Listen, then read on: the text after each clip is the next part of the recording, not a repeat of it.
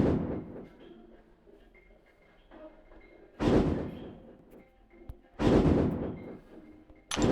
minutes, Greg. When's this thing gonna be done? Well, with all due respect, sir, it's not a big potato. It's Ron's blood. With all the impurities in his system, it might take a little extra time.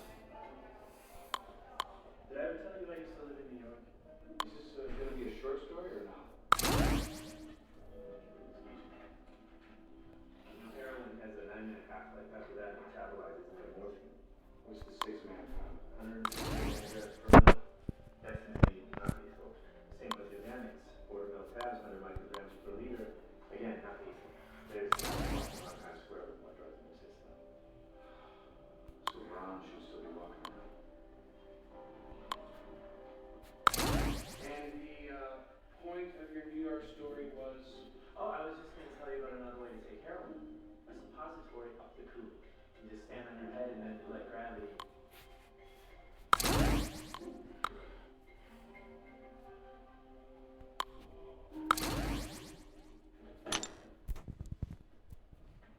Ron didn't die of a drug overdose, accidental or otherwise.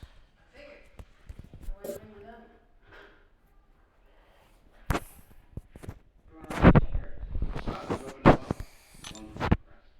remember Burke and Hare? 19th century Scottish body who made a living in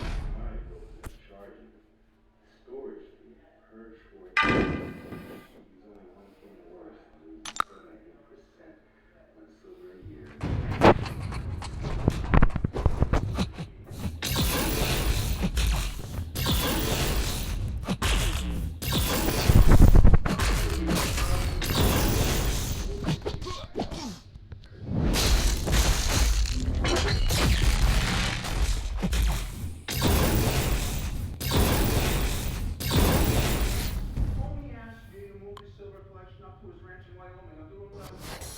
It appears that we may have physical evidence connecting to the murder. I swear to you, to get off of it, to walk away. You know what? Because I built a boat for him. I'm a contractor. It's what I do. No. We didn't talk about me building a basement for him once. It never got off the ground. Well, so you've been to his house. We were friends. I've been to his house like there's a holy super Notre Dame.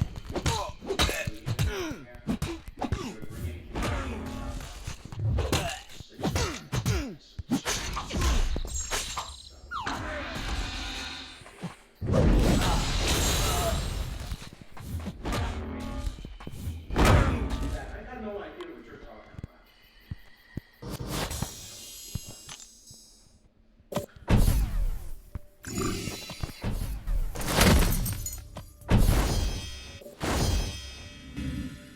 What's the one I forgot? Yeah, Braun family.